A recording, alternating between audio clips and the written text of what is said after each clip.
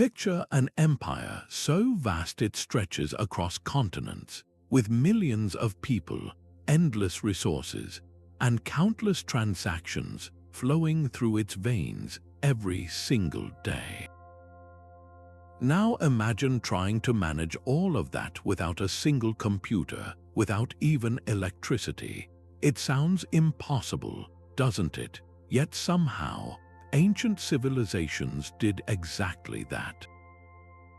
They tracked populations, collected taxes, managed harvests, and coordinated armies with a level of precision that would impress even modern data scientists. How did they pull it off? What hidden systems, what invisible frameworks allowed them to turn chaos into order, uncertainty into control? This is the story of the secret algorithms of empire, the ingenious methods and structures that enabled societies like Rome, Persia, China, and the Inca to not just survive, but thrive on a scale that still leaves us in awe today. These weren't lines of code or digital networks. They were systems built on human ingenuity, meticulous record-keeping, and organizational brilliance. They used everything from knotted cords and clay tablets to standardized exams and courier networks to achieve what seems, from our modern perspective, almost magical. And the most fascinating part, these systems didn't just belong to the past. They shaped the world we live in now, and they hold lessons that are more relevant than ever. In this video, we're going to journey back through time to uncover how ancient administrators accomplished these incredible feats. We'll explore how they counted populations across thousands of miles, communicated across impossible distances, stored knowledge without hard drives, and enforced laws without instant messaging. We'll see how they turned data into power and how their innovations laid the groundwork for the systems we rely on today. This isn't just a history lesson, it's a testament to human creativity, resilience, and our timeless drive to make sense of the world around us. So settle in, open your mind, and let's unravel the mysteries behind history's greatest administrative marvels. Think about the very first time someone realized they needed to write something down not as a story or a prayer, but as a simple record of fact. This wasn't about art or mythology, it was about pure practical necessity. In the Fertile Crescent of Mesopotamia, as the earliest cities began to swell with people, something remarkable happened. For the first time, the scale of society outgrew what any single person could remember. A ruler could no longer simply keep a mental tally of how much grain was in the storehouses or how many sheep a farmer owed. The complexity demanded a system, and so bureaucracy was born. The tool that made it possible was cuneiform, a script pressed into soft clay tablets with a stylus. These weren't grand monuments. They were the ancient world's equivalent of receipts, ledgers, and inventory lists.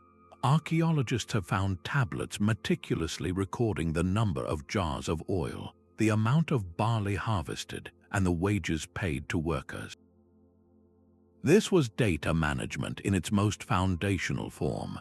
It transformed a surplus of food from a temporary blessing into a calculable resource that could be stored, traded, and taxed. This ability to track and allocate resources is what separated a simple settlement from a true civilization. It allowed for specialization. Not everyone had to farm, because the system could ensure that soldiers, priests, and administrators were fed. This record-keeping became the central nervous system of the state, enabling planning on a scale previously unimaginable. It allowed a ruler in Uruk to know what was happening in Lagash, to project how much food would be needed for the winter, or to calculate the supplies required for a military campaign. The scribes who mastered this skill became the world's first data analysts, indispensable to the machinery of power. Their clay tablets were the hard drives of their day, and the information they contained was the most valuable currency of all. far more potent than gold or silver because it was the key to controlling them. Now, let's consider the sheer scale of what the Romans were attempting.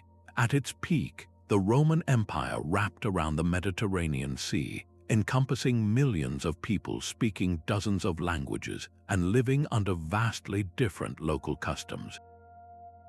To count every single one of them, along with their property and wealth, was a staggering logistical undertaking.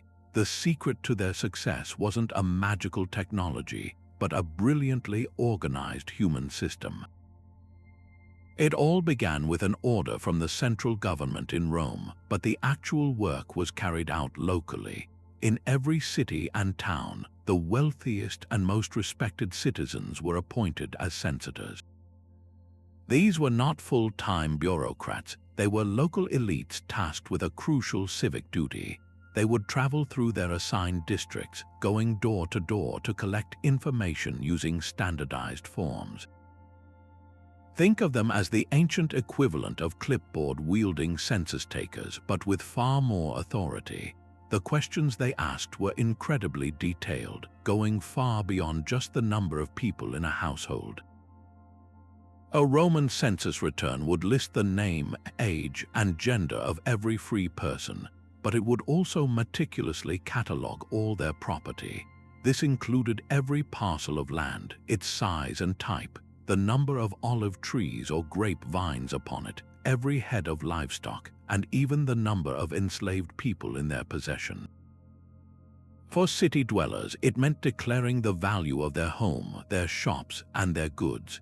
This was a comprehensive inventory of the entire empire's wealth, recorded on papyrus scrolls that were then sent up the chain of command to provincial governors and eventually to Rome itself. The entire process was repeated every 5 years, creating a constantly updating dataset of the empire's human and economic resources. But this was never just about counting for counting's sake. This massive data collection effort was the engine that powered the Roman state. The primary purpose was taxation. By knowing exactly what wealth existed and where, Roman administrators could calculate the tax burden for each region and each individual with a precision that minimized both unfairness and the potential for evasion. This system, known as the tributum, funded everything from the legions guarding the frontiers to the aqueducts bringing fresh water into cities. It also directly fueled the military machine. The census lists provided the names and ages of every eligible male citizen, allowing the state to know exactly how many soldiers it could call upon from any given town. This allowed for strategic conscription, ensuring that legions were raised and deployed efficiently to put down rebellions or launch new campaigns of expansion. Perhaps most importantly, the census was a powerful psychological and political tool. The very act of having to report your details to a Roman official, to have your existence and your wealth acknowledged by the state, was a powerful symbol of your integration into the empire. For conquered peoples, participating in the census was the first step toward becoming Roman. It created a direct link between the individual in a far-flung province and the central authority in Rome. The state, in return, could use this information to anticipate needs. By tracking population trends and agricultural output, they could see a famine coming and organize grain shipments from Egypt to relieve it, preventing unrest. They could identify regions that were struggling economically and temporarily reduce their tax burden to foster loyalty. This ability to not just react to crises, but to anticipate and manage them, was a key reason for Rome's unprecedented longevity. The Roman census was the ultimate algorithm for turning the chaotic raw data of a vast empire into clean, actionable intelligence for governance. Now, let's travel to a completely different part of the ancient world, where a civilization achieved breathtaking administrative complexity without ever developing a system of writing as we know it. High in the Andes Mountains, the Inca Empire faced a monumental challenge, governing a vast, rugged territory stretching over 2,000 miles, with terrain so extreme that communication seemed almost impossible. Their solution was one of the most elegant and enigmatic data storage systems ever created: the Quipu. Imagine a collection of colored cords, often made from cotton or llama wool, dangling from a main string. To the untrained eye, it might look like an intricate piece of textile art or a strange fringe, but to a trained Inca administrator, known as a quipucamayok, this was a dense, information-rich document. Each element of the quipu was a carefully calibrated piece of data. The color of a cord could represent a specific subject. A yellow cord might signify gold. A brown one could represent potatoes. The type of knot conveyed a numerical value. A figure 8 knot might represent the number 1, while a long knot with a specific number of turns could indicate tens, hundreds, or even thousands. The position of the knot on the cord indicated its order of magnitude, creating a decimal place system remarkably similar to our own. This wasn't just for simple counting. Quipus were the dynamic databases of the Inca state.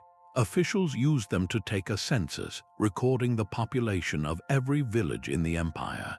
They tracked the immense output of the state-owned farms and storehouses, logging exactly how many units of maize, quinoa, or dried meat were produced, stored, and distributed. They managed the mita, the labor tax system that required every household to contribute work to state projects. A quipu could tell a governor how many people were needed for a building project, how many were already assigned, and how many were still available. Messengers or chasquis would run along the Incas' famous road system, carrying these quipus from local administrators to regional centers, and finally to the capital, Cuzco. There, a corps of quipucamayoks could read these reports aloud to the emperor and his advisors, providing a real-time account of the entire empire's resources and obligations. The system was so trusted that some scholars believe quipus may have even recorded narratives, laws, and histories, turning knots into a form of three-dimensional language. The true genius of the quipu lies in its perfect adaptation to its environment. In a world without pack animals capable of carrying heavy clay tablets or papyrus scrolls across mountain passes, a lightweight, durable bundle of strings was the perfect technology. It required no ink that could run in the rain and could be easily carried by a runner. It represents a stunningly different path to the same goal achieved by the Romans and Mesopotamians: the transformation of overwhelming complexity into manageable, actionable information. It proves that the drive to encode and store data is a universal human impulse, one that finds its form not in a single invention, but in whatever brilliant method a culture devises to meet its unique needs. While the Inca relied on runners and knotted cords to conquer the Andes, the Persian Empire faced a different kind of challenge: sheer, overwhelming distance. Under rulers like Darius the Great, the Achaemenid Empire became the largest the world had ever seen, stretching from the Nile River in Egypt to the Indus Valley in modern-day Pakistan. Governing such a colossal territory with its patchwork of cultures and languages required more than just efficient record-keeping. It demanded a revolution in communication. The Persian solution was a masterpiece of logistical engineering known as the Royal Road. This was not a single path but an extensive, organized network of highways connecting the major cities of the empire, with its most famous artery running over 2,500 kilometers from the capital of Susa to the city of Sardis near the Aegean Sea. The genius of this system, however, wasn't just in the paved stones or the cleared pathways. It was in the infrastructure built alongside it. At regular intervals, approximately every 25 to 30 kilometers, a distance a horse could gallop at full speed before tiring, the Persians constructed way stations. These were not simple rest stops but fortified relay posts staffed with fresh horses, dedicated riders, and supplies. A messenger or paradasish would arrive at one of these stations, hand off his official dispatches to a waiting courier, and that new rider would immediately spring onto a fresh horse and continue the journey at a breakneck pace. This relay system meant that messages never stopped moving, day or night.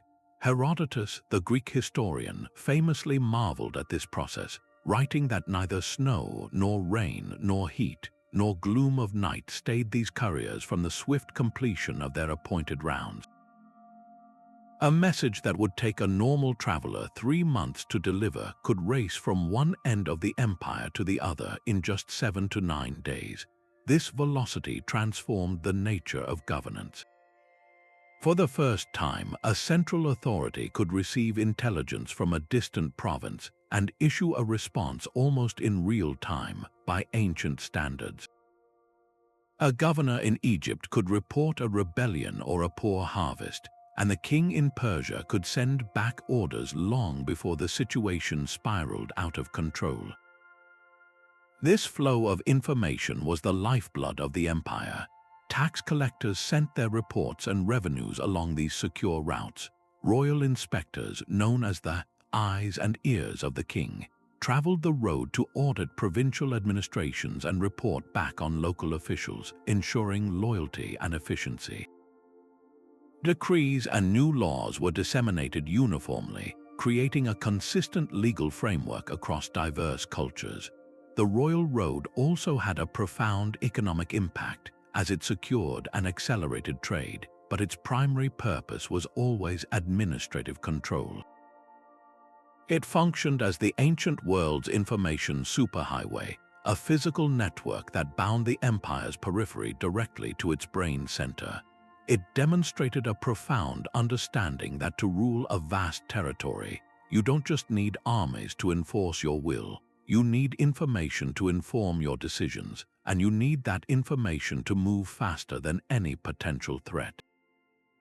While the Persians mastered the flow of information and the Incas devised a unique system of record-keeping, the administrators of Imperial China confronted a fundamental problem of power.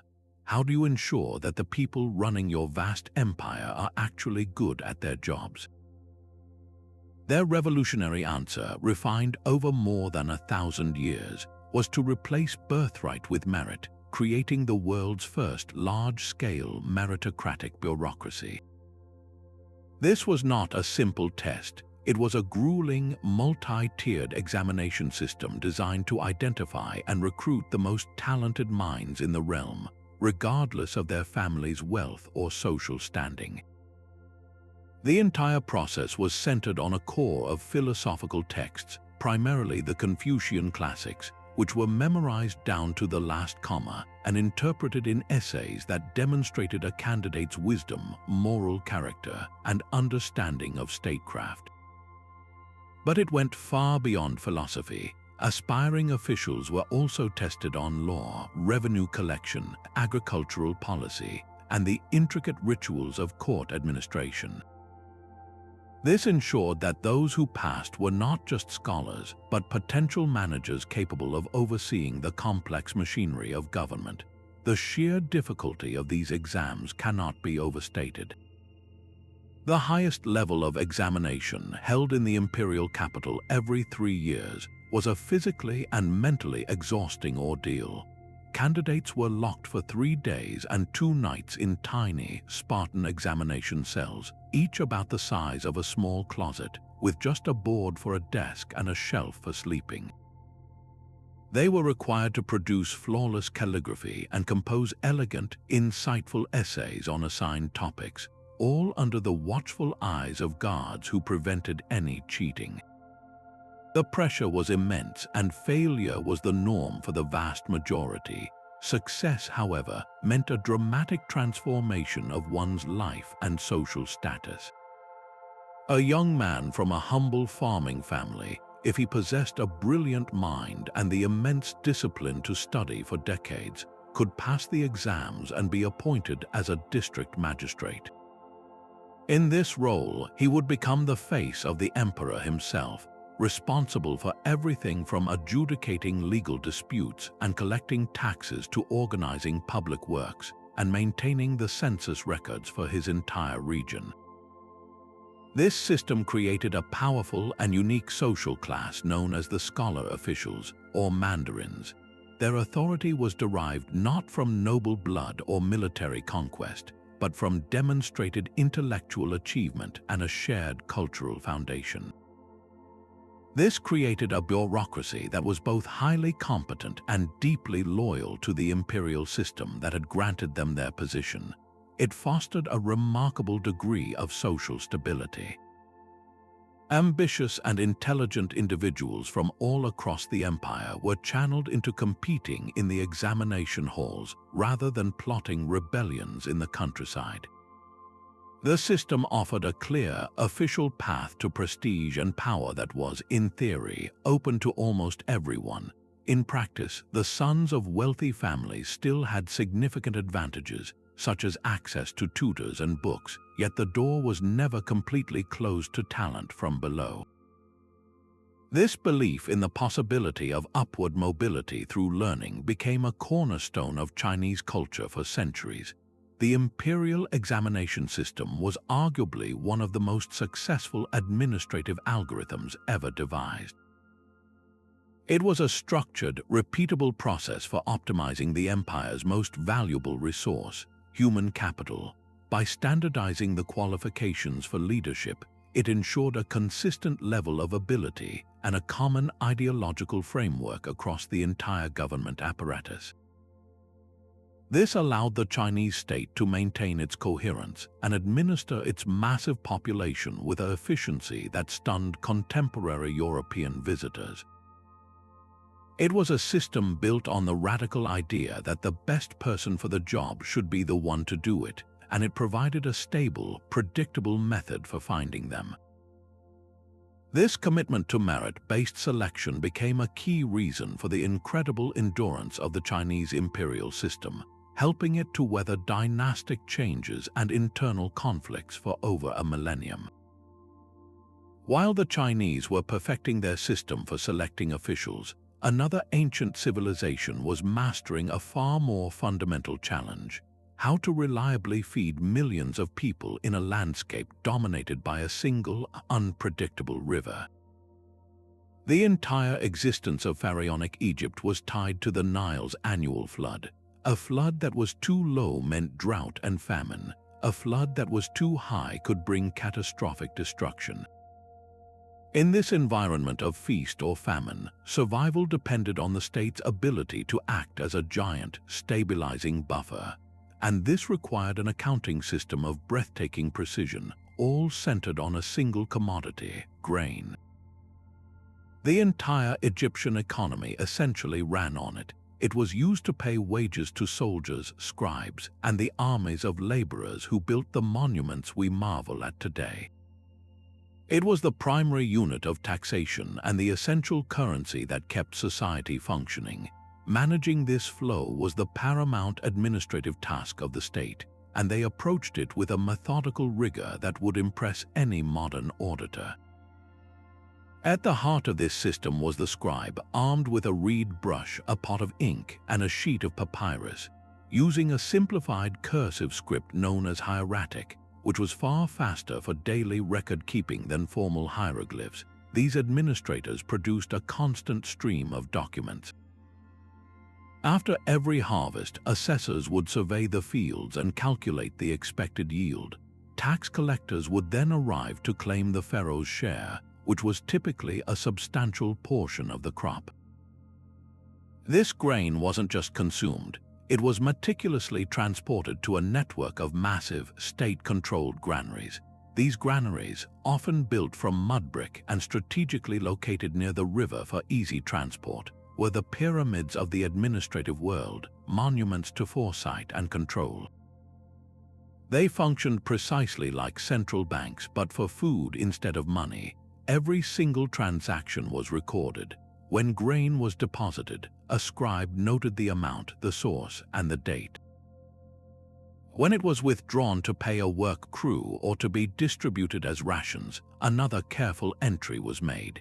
The surviving records from places like the village of Deir el-Medina, home to the artisans who built the royal tombs, give us an incredibly detailed window into this process. We have papyri that list the exact number of sacks of emmer wheat and barley issued to every single worker and their family members, down to the smallest child. These were not estimates, they were exact rations calculated to sustain life and labor. Scribes conducted regular audits of the granaries, comparing the physical stock to the written records to account for shrinkage, spoilage, or, worst of all, theft. This constant balancing of the books allowed the central government in Thebes or Memphis to know, in near real time, the total food wealth of the nation. They could see if a particular province had a surplus that could be redirected to a region that had experienced a poor harvest. They could plan years in advance, setting aside reserves in 7 fat years to prepare for the 7 lean years, just as the biblical story of Joseph famously described. This granular control over the food supply was the absolute bedrock of Egyptian power and stability.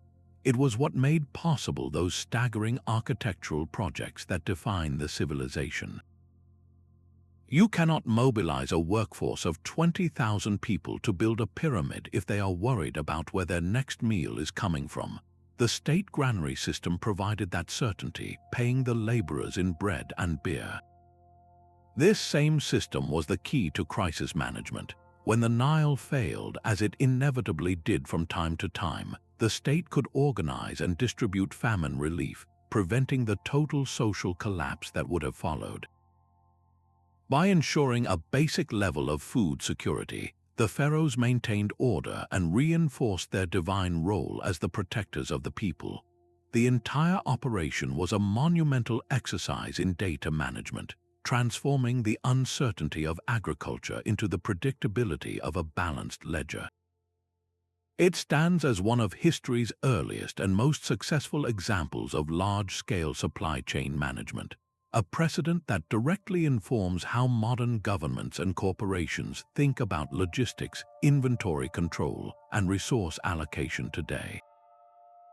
But what happens when a society grows so large and complex that people can no longer rely on a local chieftain or elder to settle every dispute based on memory and custom? This was the challenge facing the growing cities of Mesopotamia, and their solution was nothing short of revolutionary. They wrote the law down for everyone to see.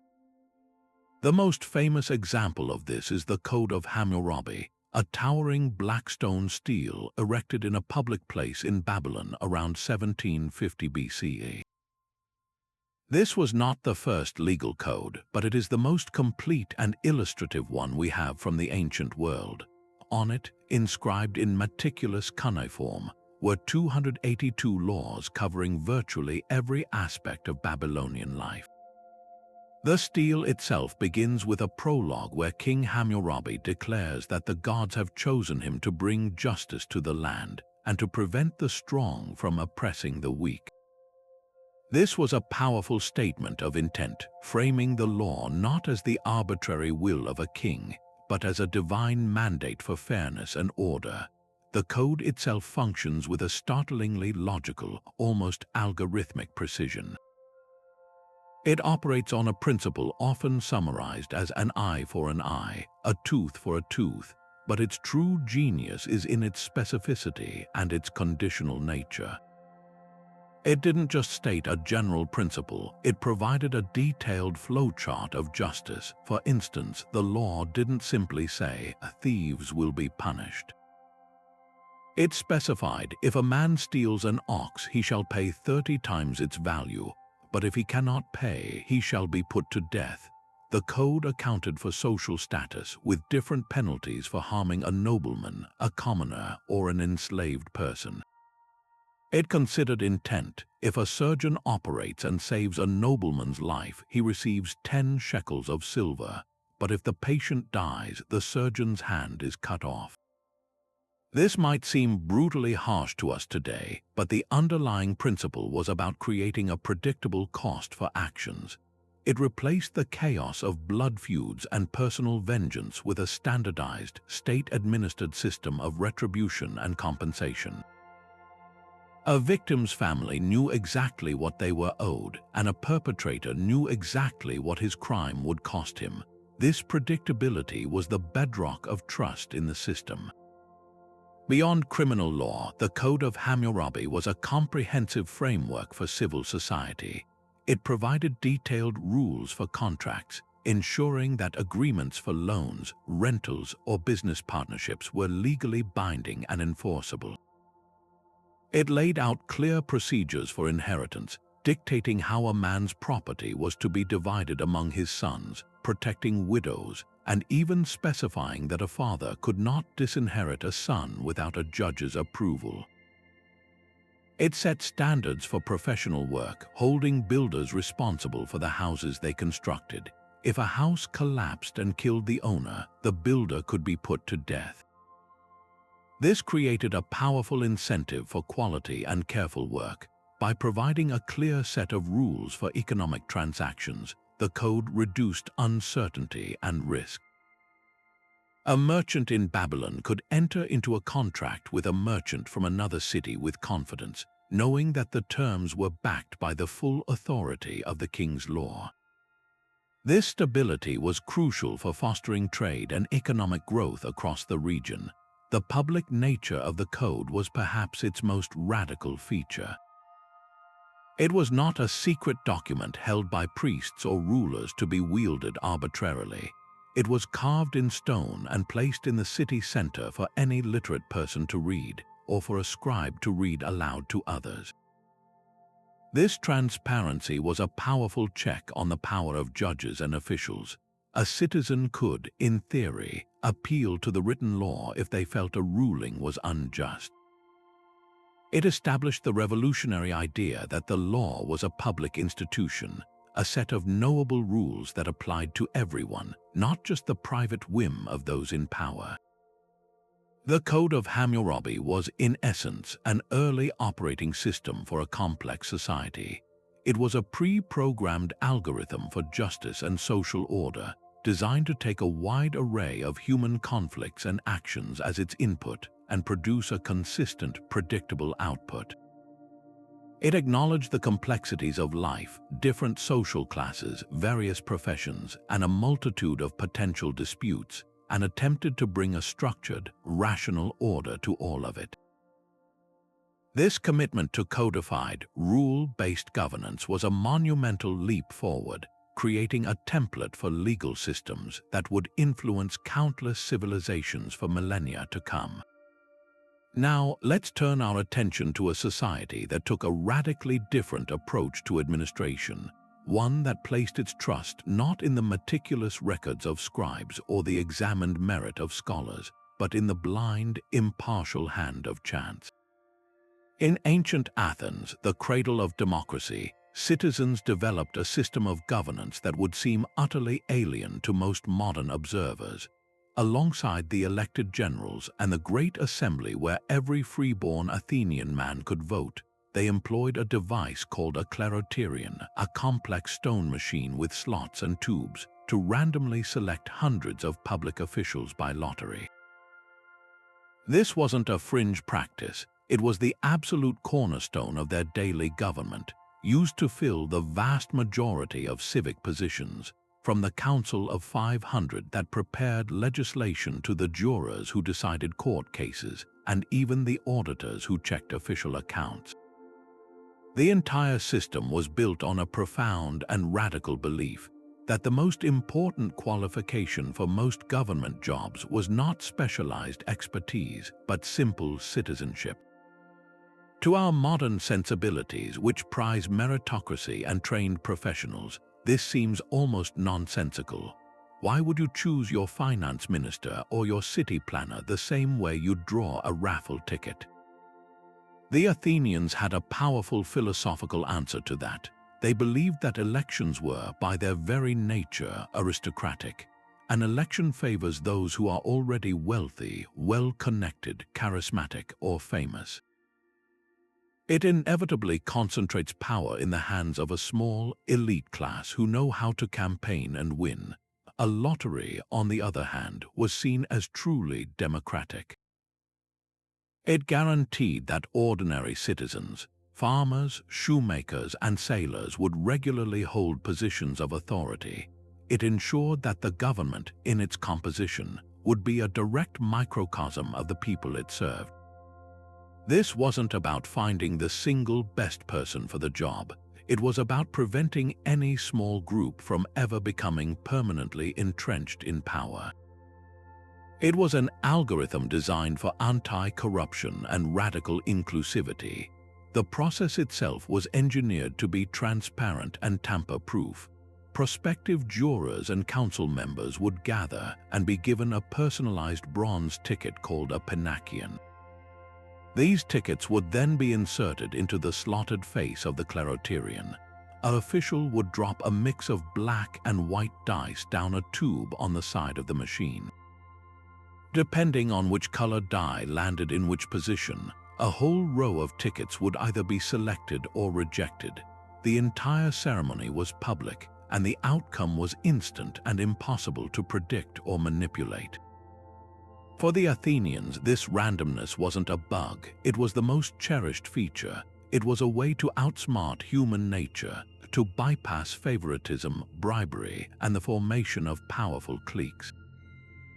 It acknowledged that while some roles, like military command, required proven skill and were therefore elected, the everyday business of governance, judging disputes, proposing laws, auditing spending was something any citizen of good sense could learn to do.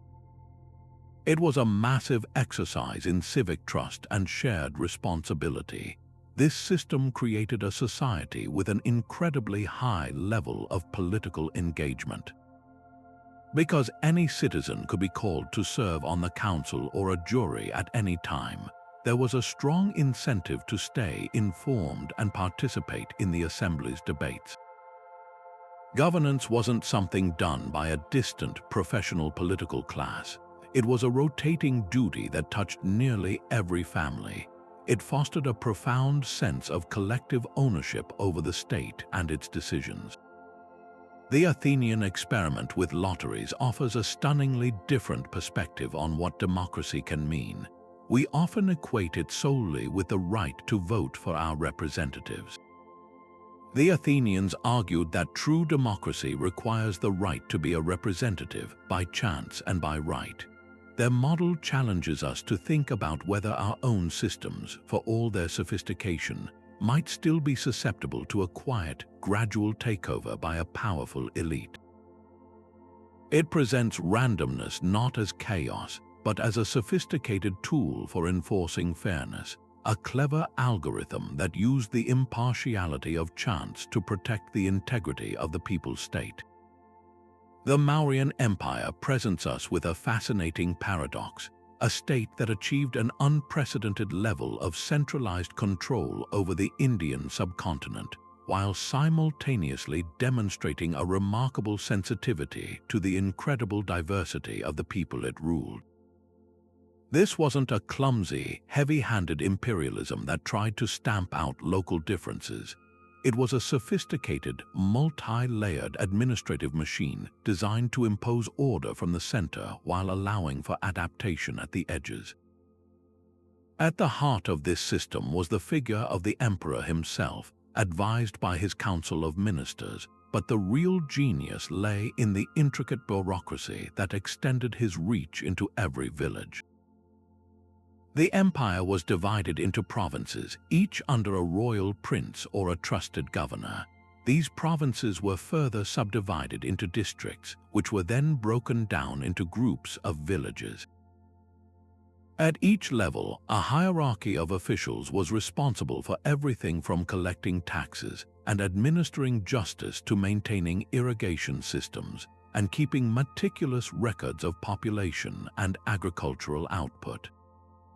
The most famous manual of statecraft from this period, the Arthashastra, attributed to the brilliant advisor Chanakya, reads like a guide for running a vast corporation. It details the ideal qualities for hundreds of different types of officials, from the treasurer and the chief collector to the superintendent of elephants and the director of mines.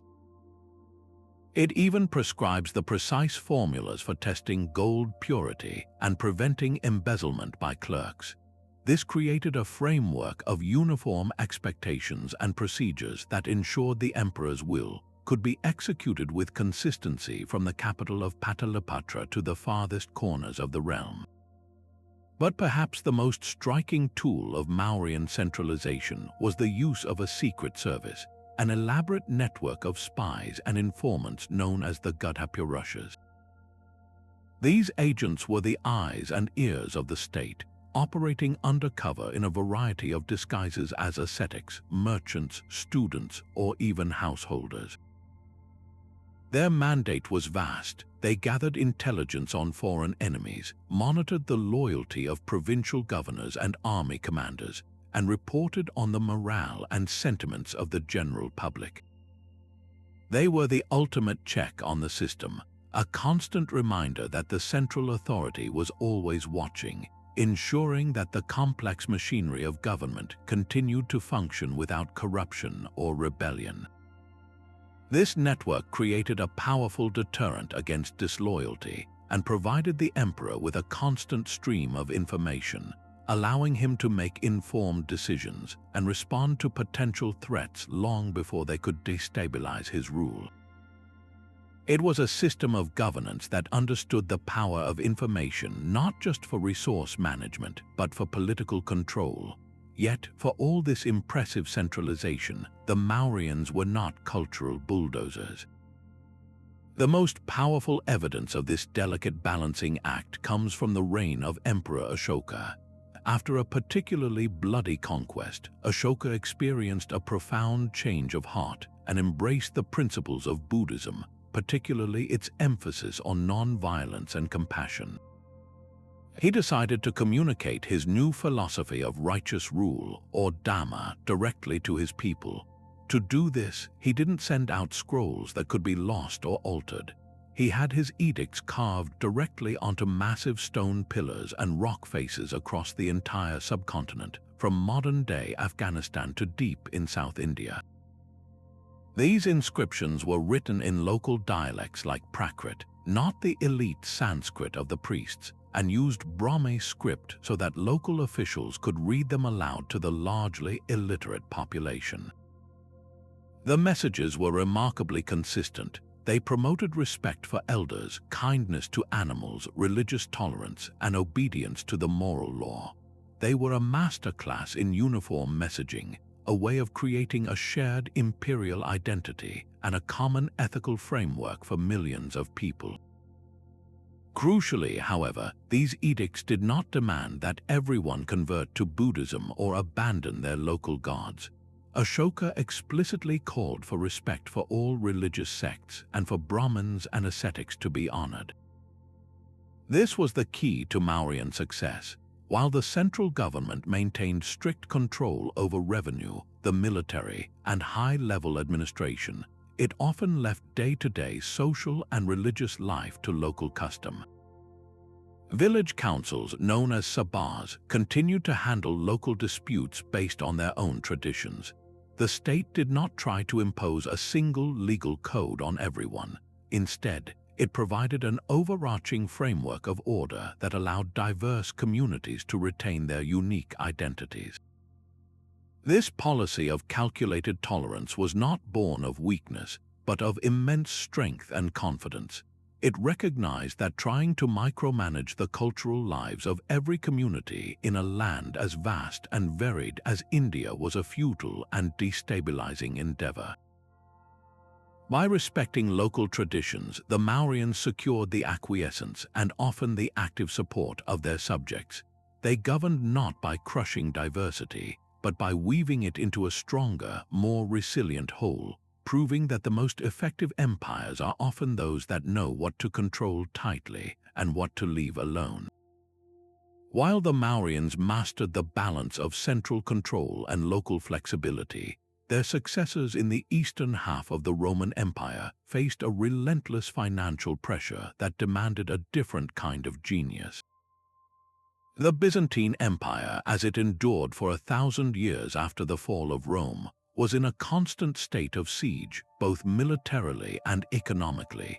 Its very survival depended on a steady, reliable flow of revenue to pay its armies, maintain its magnificent capital of Constantinople, and project an image of unshakable power. The solution they engineered was a tax system of such meticulous detail and fairness that it became the empire's financial lifeblood for centuries.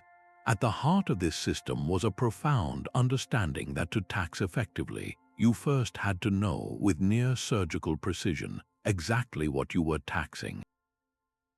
This process began with the most comprehensive land survey the world had yet seen, a monumental undertaking overseen by officials from the central treasury. Teams of assessors would travel to every province, equipped with standardized measuring tools and, most importantly, detailed registers that were updated with each new survey.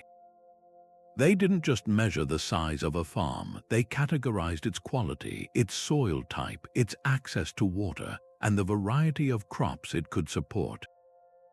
A vineyard on a sunny hillside was assessed at a different rate than a rocky pastureland or a fertile grain field. They even accounted for the number of olive trees and the age of the vines, understanding that productivity was the true measure of wealth, not just acreage.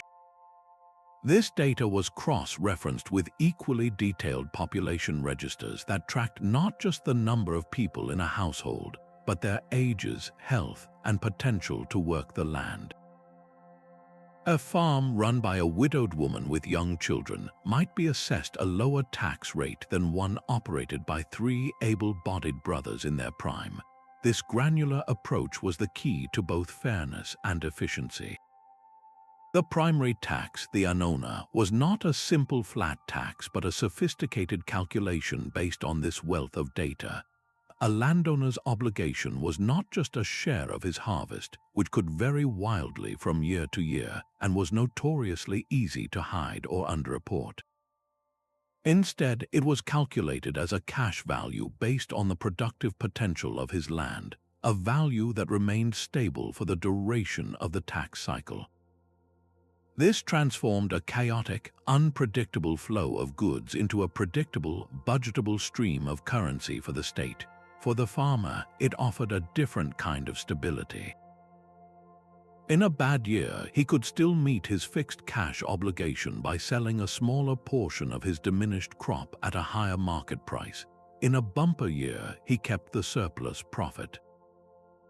This system incentivized productivity while guaranteeing the treasury could forecast its income and plan its expenditures years in advance.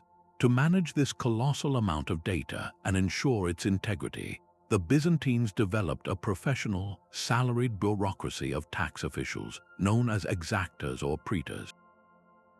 These were not corrupt local magnates or predatory tax farmers who bought the right to collect taxes and then squeeze the population for personal profit, a practice that had caused so much resentment in the late Roman Empire.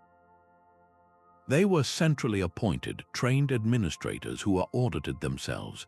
Their success was measured by the accuracy of their records and the steady flow of revenue, not by how much extra they could extract. This professionalization was a crucial innovation. It reduced the rampant corruption and exploitation that so often fueled peasant revolts, fostering a grudging acceptance of the tax burden because it was perceived as, if not welcome, then at least systematic and predictable. The famous Codex Justininus, the great legal codification of Emperor Justinian, contained entire sections dedicated solely to tax law, providing a clear, public framework for every aspect of the process, from assessment to appeal. The tangible results of this fiscal brilliance are still standing today in Istanbul. The breathtaking Hagia Sophia, with its revolutionary dome that seemed to float heavenward, was not funded by divine intervention, but by the immense tax revenues generated by this system. The mighty walls of Constantinople that repelled invaders for centuries were maintained by it. The legendary Byzantine army, with its heavily armored cataphract cavalry and its sophisticated logistics, was paid for by it. This financial stability allowed the empire to survive catastrophic losses of territory, devastating plagues, and constant warfare. When a province was lost to an invader, the Byzantine treasury could instantly recalculate the tax burden across the remaining territories, adjusting the rates with mathematical precision to compensate for the lost revenue without crippling the economy. This ability to be both rigorously structured and dynamically responsive to crisis was the true masterpiece of Byzantine administration. Their tax system was a living algorithm, constantly processing the raw data of the empire's assets and liabilities to produce the one output that guaranteed its survival: solvency. While the Byzantines were perfecting their tax algorithms, a new power was rising that would take the fusion of knowledge and administration to unprecedented heights. The Islamic Golden Age, spanning from the 8th to the 14th centuries, represented a breathtaking flowering of science, culture, and governance, all fueled by a revolutionary administrative ethos. At the heart of this system were the divans, sophisticated government bureaus that brought a new level of specialization and order to the business of running an empire. The Abbasid Caliphate, in particular, didn't just have a single chancery.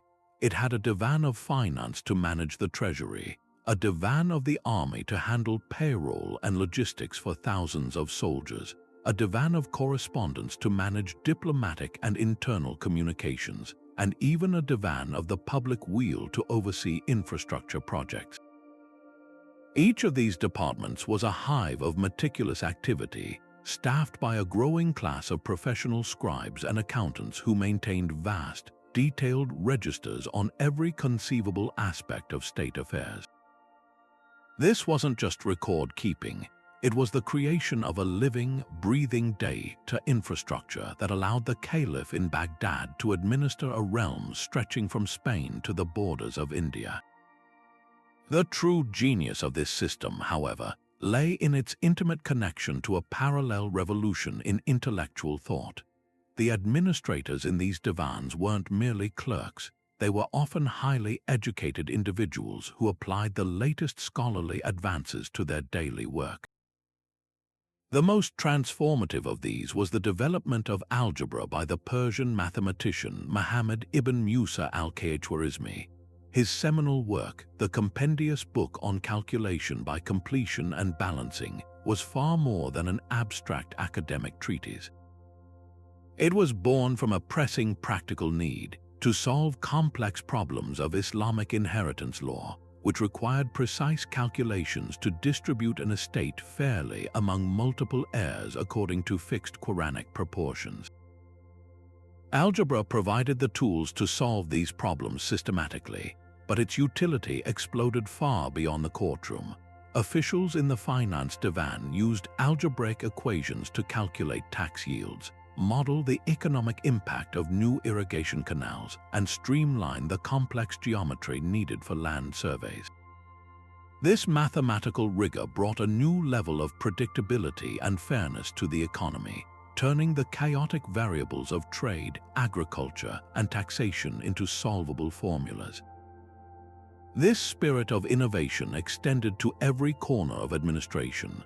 The need to keep accurate records across such a vast and diverse empire spurred advancements in papermaking, a technology acquired from Chinese prisoners after the Battle of Tollas. Paper, cheaper and more versatile than papyrus or parchment, became the lifeblood of the bureaucracy, allowing for the proliferation of manuals, registers, and copies of decrees. Standardized accounting practices emerged, with careful audits to prevent embezzlement and ensure that every dinar collected in tax was properly accounted for. The Divan of the army maintained personnel files on soldiers, tracking their pay, equipment, and service records, creating a level of military professionalism that was unmatched in its time. This entire administrative machine was lubricated by a shared language Arabic and a common script, which allowed a decree written in Cordoba to be understood and executed in Damascus. Yet none of this would have been possible without the greatest knowledge management project of the ancient world, the translation movement centered in the Beit al-Hikmah, or House of Wisdom, in Baghdad. Under the patronage of caliphs like Al-Mamun, this was not merely a library but a massive state-funded research institute. Teams of scholars, translators, and scribes were tasked with a monumental mission to seek out, translate, and critically synthesize all the world's knowledge. They rendered the works of Greek philosophers like Plato and Aristotle, the medical texts of Galen, the mathematical theories of Euclid and Archimedes, and the astronomical tables of the Persians and Indians into Arabic. This wasn't a passive act of preservation, it was an aggressive project of intellectual assimilation and improvement. Scholars didn't just translate, they commented, criticized, corrected, and built upon these foundations. They combined Greek logic with Indian numerals and their own observations to create new fields of trigonometry and optics. The output of the House of Wisdom and other great libraries like it in Cairo and Cordoba directly fed back into the machinery of the state. The improved astronomical tables allowed for more accurate calendars and navigation, aiding tax collection and trade logistics. Advancements in medicine from translated texts informed public health policies. The meticulous, evidence-based methodology of the scholars became a model for the administrators in the divans, who learned to base their decisions on data and systematic inquiry rather than rumor or tradition. This created a powerful feedback loop where practical administrative problems spurred intellectual innovation, and intellectual innovation, in turn, provided powerful new tools for administration. The stability and wealth generated by this efficient governance then funded further scholarship, creating a virtuous cycle that powered centuries of progress. The legacy of the Islamic Golden Age bureaucracy is a powerful testament to the idea that the most effective government is not merely a system of control, but a learning organization, one that values knowledge, fosters innovation, and understands that the pen, when guided by reason and curiosity, is truly mightier than the sword. While the great empires of the past built vast, centralized systems to manage continents, the collapse of Roman authority in Western Europe gave rise to a world where power and information were intensely local. Out of the chaos of invasion and societal breakdown emerged a new way of organizing life, the manor. This was not an empire in miniature, but something entirely different, a self-contained universe where a lord, his peasants, and the land itself were bound together in a complex web of mutual obligation. The administrative challenge here was not to govern millions from a single capital, but to ensure the survival and profitability of a single, isolated estate. And the solution was a hyper-localized form of data management, meticulously recorded on parchment rolls that were the lifeblood of feudal economics. At the heart of every manor was the demesne, the lord's own land, which had to be worked to produce the food and goods that sustained his household, his knights, and his own obligations to a higher lord. The rest of the land was divided into strips scattered across the open fields, allocated to peasant families for their own use. The entire system ran on an intricate clockwork of labor and rent. But without a centralized bureaucracy to keep track of it all, how did the lord know who owed what? The answer was the manorial court and its most important tool, the customal or the manorial roll. This was not a single document but a living, breathing record that was constantly updated. It was a detailed contract that spelled out the obligations of every single person living on the manor. For a typical villein or serf, this meant he owed his lord a specific number of days each week to plow the demesne fields, to harvest the lord's crops and to repair the lord's fences and buildings. This was his labor rent, but his obligations did not end there. The roll might also specify that he owed a portion of his own meager harvest, a dozen chickens, a sack of grain, a pot of honey. These were rents in kind, and on top of that, he might be required to pay a cash fee for the privilege of marrying his daughter or inheriting his father's strip of land. The manorial court, presided over by the lord or his steward, was where this data was created, contested, and enforced. It was a public gathering of the manor's tenants, and its proceedings were meticulously recorded by a scribe. If a tenant failed to perform his required labor, it was noted on the roll. If a dispute arose over the boundaries of a strip of land, the court would hear witnesses and its judgment would be added to the permanent record. The rolls also tracked the yields from each harvest on the demesne land, the number of animals in the lord's herd, and the inventory of tools in the barn.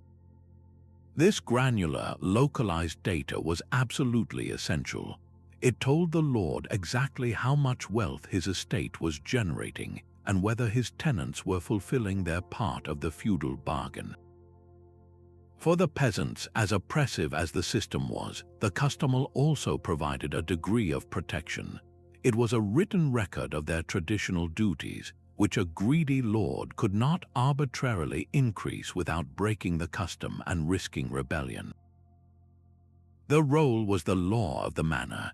This system was the polar opposite of the Roman census or the Byzantine tax survey. It was not designed for central planning or imperial integration. Its strength was its adaptability.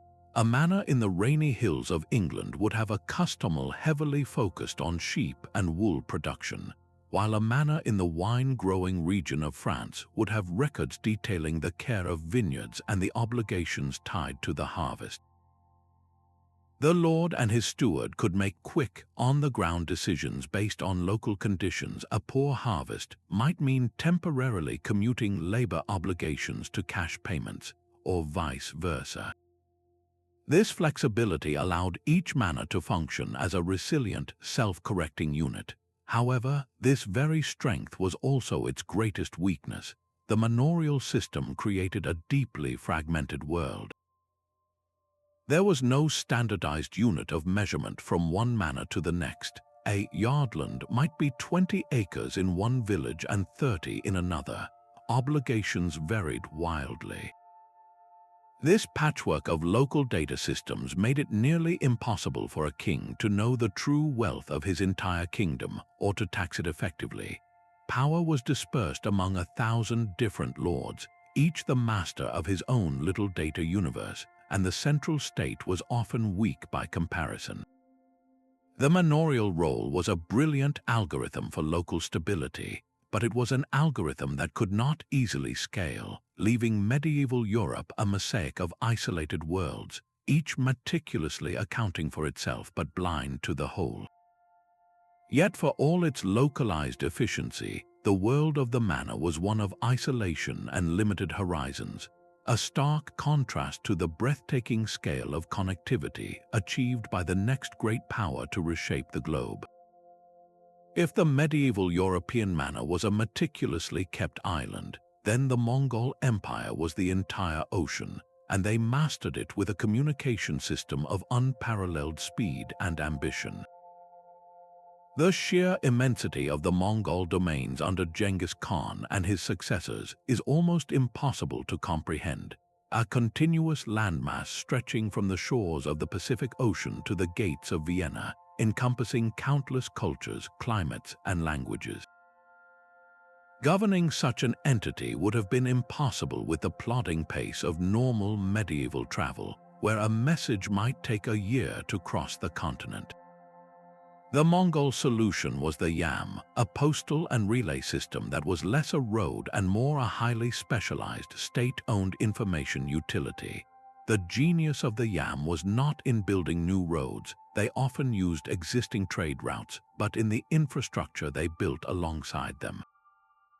At regular intervals, roughly every 20 to 30 miles, which was a day's ride for a messenger, the Mongols established way stations known as ertu or yam. But these were not simple inns or stables. They were fully staffed, state-funded logistical hubs operating with military precision. Each station was provisioned with a rotating stable of fresh, well-fed horses, dedicated grooms to care for them, and a contingent of skilled riders waiting on permanent standby. A courier carrying his vital dispatch, perhaps a folded paper scroll sealed with wax and marked with official insignia, would gallop into a station at full speed. Without even dismounting, he would shout his news to the waiting station master, who would immediately assign a fresh rider. That new messenger would leap onto a new horse, grab the dispatch, and continue the journey at the same breakneck pace. The first rider could then rest, eat, and wait for a message heading back in the opposite direction. This relay principle meant the message never stopped moving, day or night, in blistering heat or deep snow. The scale of this operation was staggering. Historical accounts, including those from Marco Polo, describe a network of over 10,000 way stations employing hundreds of thousands of horses, oxen for cart-based transport, and countless attendants. Special passports known as paisa were issued by the Khan himself, usually made of gold, silver, or iron depending on the rank of the bearer. These paisa granted the holder absolute authority to demand a fresh horse, food, and lodging from any yam station, effectively giving them the right to commandeer the entire empire's communication network for the state's urgent business. This ensured that official traffic always had priority and could not be delayed by local officials or other travelers. The system was so efficient that it could achieve speeds of up to 200 miles per day, a velocity that would not be surpassed until the invention of the railway. A message could travel from the Mongolian capital of Karakoram to the distant frontiers of Persia in a matter of weeks, not years. This velocity of information was the central nervous system of the Mongol war machine and government. It allowed for a level of strategic coordination that their enemies could not hope to match. A general besieging a city in Eastern Europe could send a request for specialized siege engineers from China and receive them, along with approval for his tactics, within a season. Spies and scouts could report on enemy movements, and the High Command could redeploy entire armies across thousands of miles in response, creating a strategic agility that made the Mongol armies seem omnipresent. But the yam was far more than a military tool. It was the backbone of civilian administration. Tax collectors could send their revenue and reports securely back to the capital. Imperial judges could deliver verdicts and receive appeals from the farthest provinces, creating a consistent and swift system of justice that reinforced the Khan's authority. Census data, so crucial for taxation and conscription, could be gathered, collated, and acted upon with unprecedented speed. The yam even carried luxury goods, diplomatic envoys, and scholars like the aforementioned Marco Polo, facilitating not just control but also cultural and economic exchange across the Pax Mongolica. This system was the ultimate expression of a simple but profound truth for an empire of such scale. Speed was control. The faster information could move from the edges to the center, and commands from the center back to the edges, the tighter and more responsive the grip of governance could be. The yam was the algorithm that compressed a continent into a manageable domain, proving that the most powerful empire was not necessarily the one with the strongest army, but the one with the fastest mail. Far to the south, in the heart of Mesoamerica, another empire was perfecting a very different but equally formidable system of resource extraction. The Aztec Empire, or the Triple Alliance, did not build long roads for messengers or conduct door-to-door censuses. Instead, their power radiated from the magnificent island city of Tenochtitlan. a gleaming metropolis of canals and temples that demanded a constant, colossal influx of goods to sustain its splendor and its voracious gods. The mechanism that fed this engine was the tribute system, a masterfully organized and brutally precise method of taxation that transformed conquest into a predictable, renewable resource. Unlike the monetary taxes of the Byzantines or the labor obligations of feudal Europe, the Aztecs demanded payment in kind, and their lists of expected goods read like an inventory of the entire known world. The administrative genius of this system is preserved in remarkable documents known as the tribute codices. These were not ledgers of text and numbers, but vividly painted books, a fusion of art and data. Highly trained scribes, or tlacuilos, used a sophisticated system of pictograms and glyphs to create these detailed registers. Each conquered city-state was assigned its own page or section in the codex, and the demands were meticulously illustrated. The precision is astonishing. A single page might show a drawing of a mantle, a high-quality cotton cloak, and next to it, a flag symbol indicating that 400 of them were due every 80 days. Another panel might depict a bundle of 20 finely green quetzal feathers, with a glyph showing that 2,000 bundles were required twice a year. The codices catalogued everything from practical staples like large bins of maize, beans, and salt, to luxury items like amber, jade, and rubber balls for the ritual ball game, to the most terrifying tribute of all, live human beings destined for sacrifice, often illustrated as small figures seated in temple structures. This was not a random wish list, it was a calculated algorithm of domination. The demands were carefully calibrated to the conquered region's specific economic strengths and natural resources. A province in the tropical lowlands would be required to pay in cacao beans, brightly colored parrot feathers, and jaguar pelts, goods impossible to find on the high central plateau where Tenochtitlan was built. A region by the sea would be tasked with providing shells and salt. Highland areas rich in obsidian would pay in blades and knives. This system effectively turned the entire empire into a vast, diversified supply chain for the capital, ensuring a continuous flow of every conceivable commodity. It was a brutally efficient form of economic integration, forcing each province to specialize in its exports for the benefit of the imperial core. The frequency of payments was also standardized into cycles that aligned with the Aztec calendar, creating a predictable rhythm of incoming wealth that allowed for long-term planning of ceremonies, military campaigns, and public works. Enforcement was carried out by a special class of officials known as kalpiks, or tribute collectors. These were not mere taxmen. They were powerful imperial agents who operated from fortified garrison towns strategically placed throughout the empire. When a tribute payment came due, the kalpiks would travel to the subject province to oversee the gathering and counting of the goods, checking them against the pictorial lists in their codices. They then orchestrated the complex logistics of transporting this wealth back to Tenochtitlan, where it would be received by a superior official, the Hui Kalpixqui, and recorded again in the Central Imperial Archives.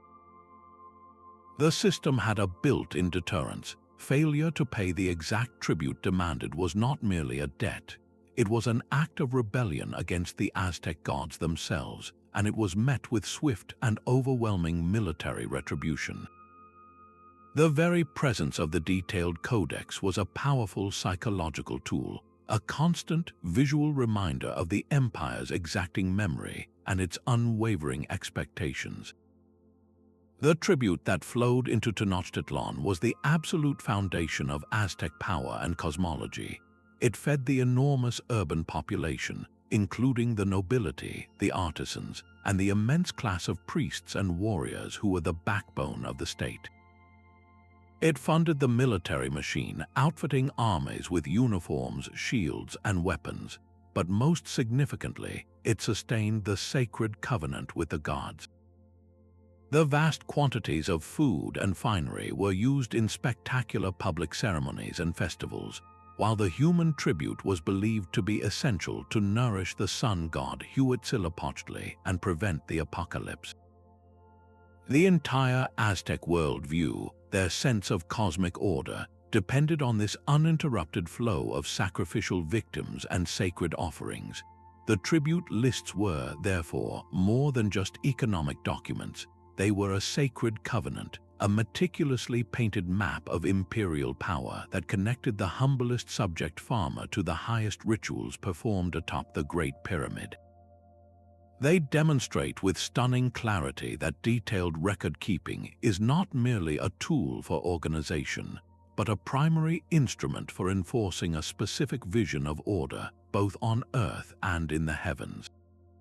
While empires built on land were perfecting the art of taxing agriculture and counting citizens, a new kind of power was rising from the water, one whose wealth was measured not in acres of grain but in lines of ink in a ledger.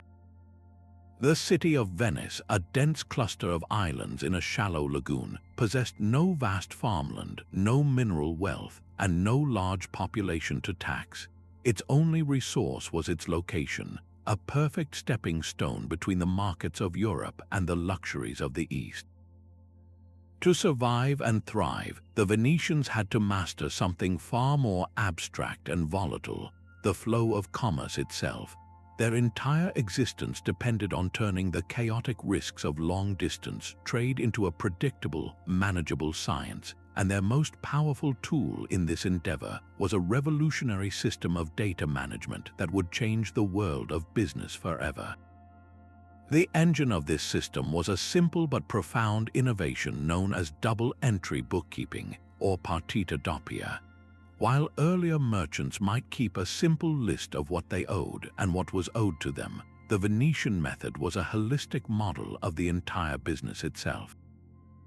Every single transaction was recorded twice, once as a credit in one account and once as a debit in another. If a merchant spent 100 ducats to buy silk in Constantinople, his cash account was debited by 100 ducats, and his inventory account was credited with 100 ducats worth of silk. This created a closed system where the books always had to balance. The true genius of this method was not in its arithmetic, but in the story it told. At any moment, a Venetian trader could look at his ledger and see not just his profit or loss, but the complete financial health of his enterprise.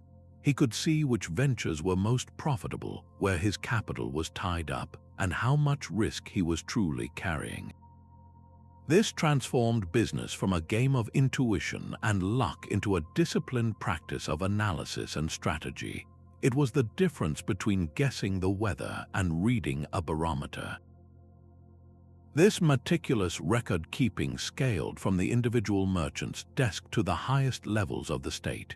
The Venetian Republic itself was run like a massive, publicly traded corporation. Its Great Council and Doge were, in effect, a board of directors for Venice Incorporated. To manage the city's complex finances, they established a central financial office that employed armies of accountants who maintained enormous ledgers tracking every aspect of the city's economic life. Taxes on trade, customs duties, and public debt were all recorded with the same rigorous double-entry method. This allowed the state to budget with astonishing precision, funding its powerful navy, building its iconic palaces and canals, and maintaining its diplomatic missions across the globe. The state also created one of the world's first centralized commercial archives, the Archivio di Stato. Here, notaries registered and stored copies of countless business contracts, partnership agreements, and insurance policies.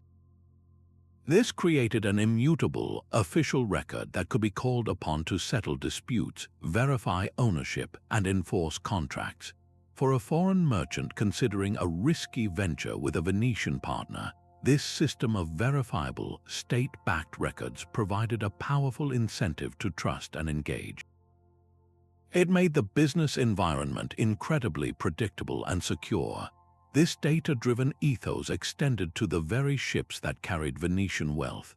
The annual Muda, the great convoy of galleys that traveled to Alexandria, Beirut, and beyond, was not a disorganized scramble of independent captains. It was a state-planned logistical operation. The government would auction off space on these state-built and operated galleys to the highest bidding merchants, effectively creating a regulated, scheduled shipping line. Detailed manifests were created for each vessel, listing every commodity on board, its owner, and its value. This allowed for the accurate calculation of freight charges and, crucially, for the underwriting of marine insurance.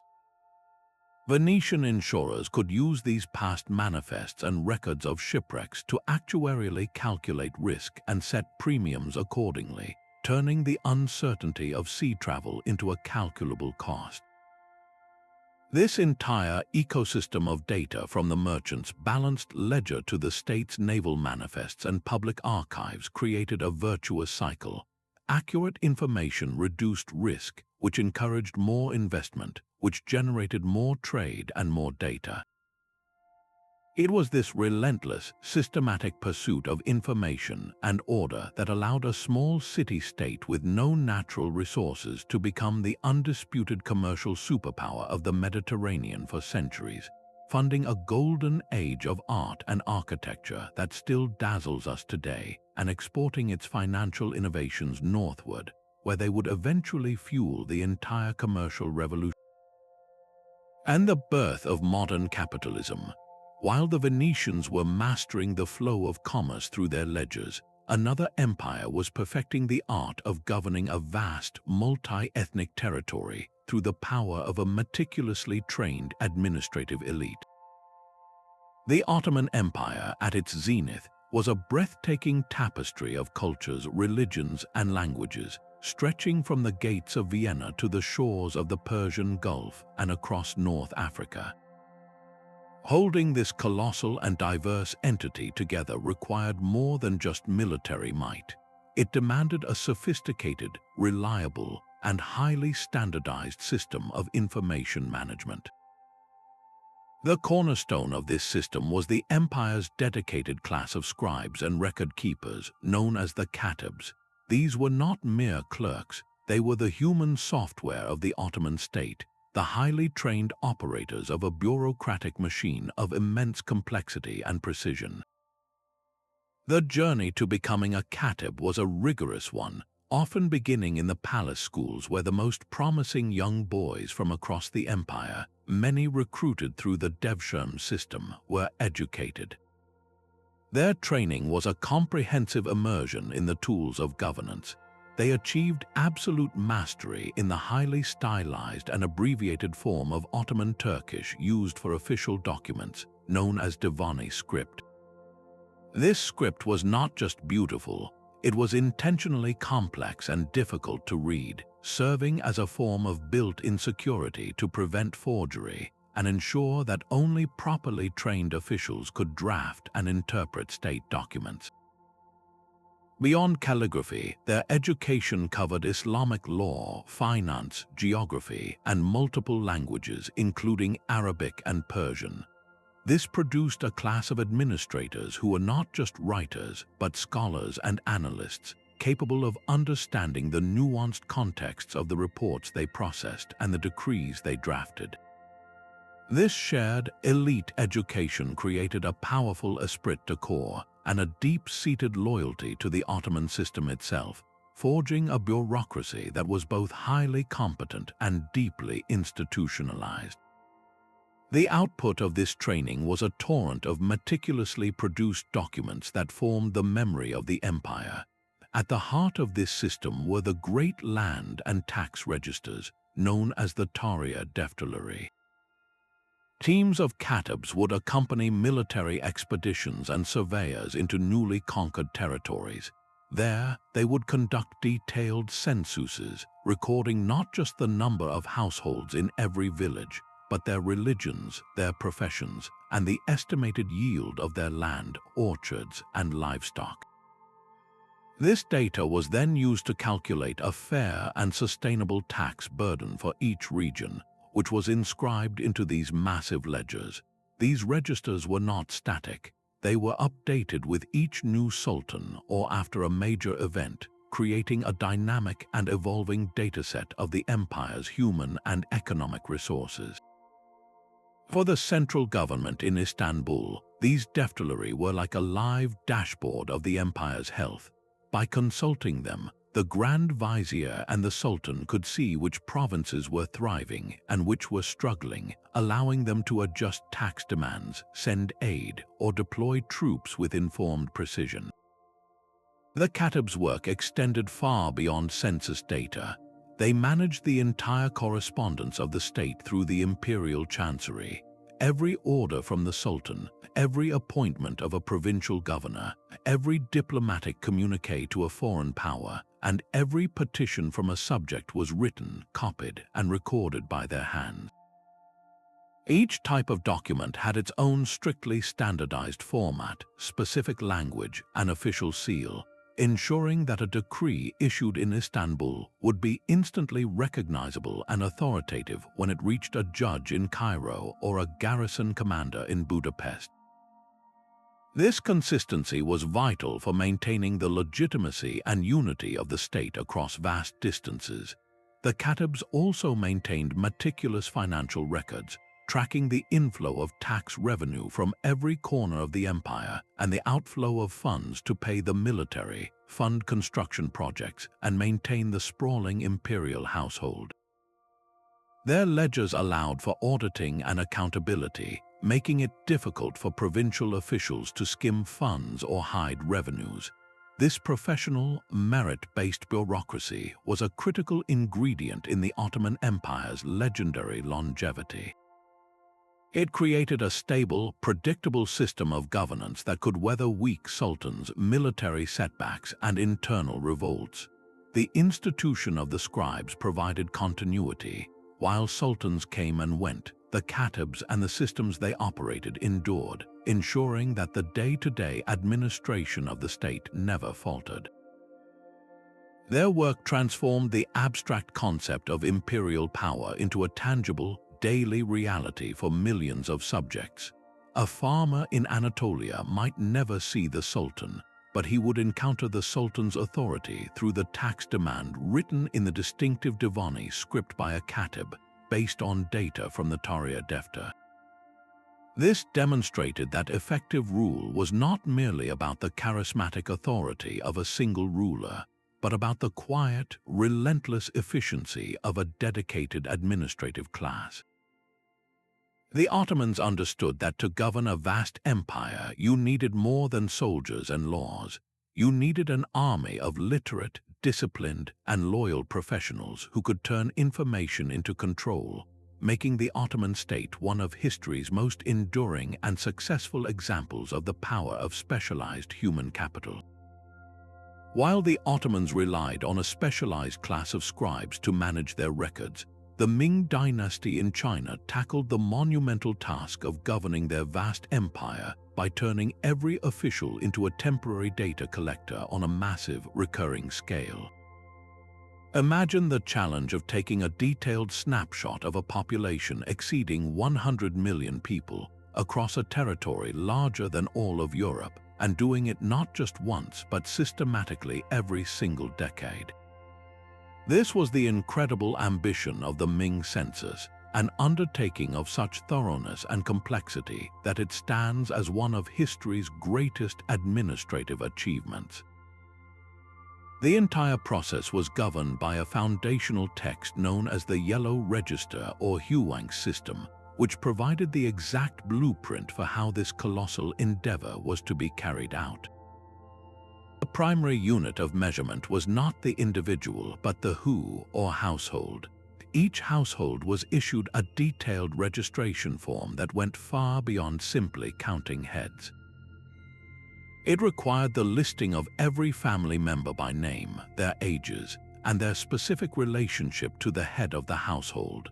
But the Ming administrators understood that people were only one part of the equation. Wealth and productivity were the true engines of the state.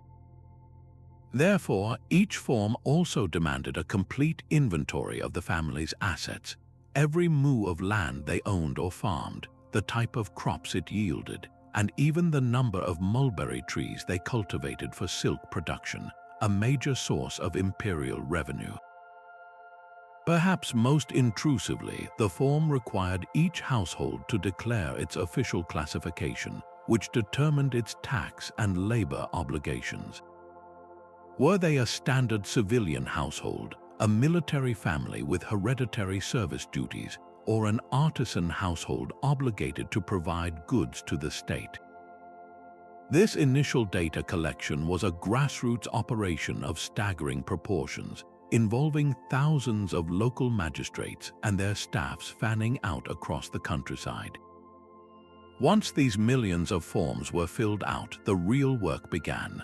The data was not simply filed away locally. It was sent to the capital, Nanjing, and later Beijing, to be compiled into the Great Yellow Registers. These were enormous volumes, bound in yellow silk to denote their supreme importance, that contained the aggregated data from every county and province in the empire. Teams of officials in the central government would then analyze these registers, cross-referencing them with another parallel set of records called the fish-scale registers, which contained detailed maps and land surveys. By comparing the two, auditors could check for discrepancies. If a county reported a sudden, dramatic increase in population, but no corresponding increase in cultivated land or tax revenue, it was a red flag for either mass migration or, more likely, local officials colluding with landowners to hide assets and evade taxes. This system of checks and balances was designed to ensure data integrity from the village level all the way to the emperor's court. The purpose of this decade-long effort was intensely practical. The meticulously compiled data allowed the Ming state to calculate the Ligia Corvée system, which allocated labor duties for massive public works projects like maintaining the Grand Canal, reinforcing the Great Wall, and building imperial palaces. It also formed the basis for the complex single whip law tax reform, which aimed to simplify the chaotic tax system by consolidating various levies into a single silver-based payment, calculated based on the land and population data from the registers. This allowed for a more predictable and efficient flow of revenue to the central treasury. Furthermore, the census was a vital tool for social engineering and disaster management. By tracking population movements and density, the government could identify areas suffering from famine or unrest and organize state-sponsored migration to less populated, more fertile regions, thereby relieving pressure and restoring stability. The Ming census was more than a count. It was the central processing unit of the empire, a recurring algorithm that took the raw, chaotic data of millions of lives and transformed it into a clear, actionable plan for governing one of the largest and most sophisticated civilizations on Earth. But behind every quipu not tied by an Inca official, every line of hieratic script penned by an Egyptian grain accountant, and every entry in a Venetian ledger, there was a single, indispensable human engine driving the entire process, the scribe. We've marveled at these vast systems, but we must remember they did not run themselves. They were operated by a highly specialized class of individuals who functioned as the living, breathing processors, the human software of the ancient world. Becoming a scribe was never an easy path. It was a grueling commitment that began in childhood with years of arduous training. In Mesopotamia, a young boy, for it was almost always a boy, from a wealthy family would be sent to the adaba, or tablet house, where he would spend long days hunched over lumps of clay, practicing the hundreds of intricate cuneiform signs until his hand was steady and his memory flawless. His education covered far more than just writing. He had to master complex mathematics for calculating interest and land areas, study the legal codes to draft contracts, and learn the elaborate, formal language of diplomacy to compose letters to foreign kings. A single mistake in his exercises would earn him a beating from his instructor. This harsh apprenticeship was designed to forge not just a writer, but a trusted guardian of information, an individual whose accuracy was beyond reproach because the stability of the state literally depended on it. Once trained, the scribe's role was astonishingly varied, making him the ultimate multi-tool of administration. One day, he might be stationed at a bustling city gate, recording the arrival of merchant caravans, noting the type and quantity of their goods, and calculating the import duties they owed. The next, he could be in a law court, meticulously transcribing the testimony of witnesses and the judgment of the elders to create a permanent, unalterable record of the proceedings. In the palace, he drafted royal decrees that would be sent to provincial governors, his words carrying the absolute authority of the king. In the temple, he accounted for the offerings brought by the faithful, ensuring the vast religious institution had the resources it needed. He was an auditor, checking the accounts of other scribes for errors or fraud. He was an archivist, organizing and storing thousands of tablets or scrolls in such a logical manner that any single document could be retrieved years or even generations later. He was, in every sense, a professional knower and recorder, the essential interface between the chaotic, unpredictable events of daily life and the orderly, structured systems the state required to function. The tools of his trade were simple yet required immense skill to wield effectively. In Mesopotamia, it was the stylus, a sharpened reed used to press wedge-shaped marks into soft clay. In Egypt, it was the reed brush, which he would dip into cakes of black and red ink to write on sheets of papyrus, using red for headings and important keywords in a practice that continues in our modern ledgers and textbooks. The scribe's kit was his badge of office, often depicted in statues and paintings, showing him with a palette for his inks, a water pot, and a case for his brushes. But his most important tool was his mind, his ability to listen, summarize, quantify, and categorize.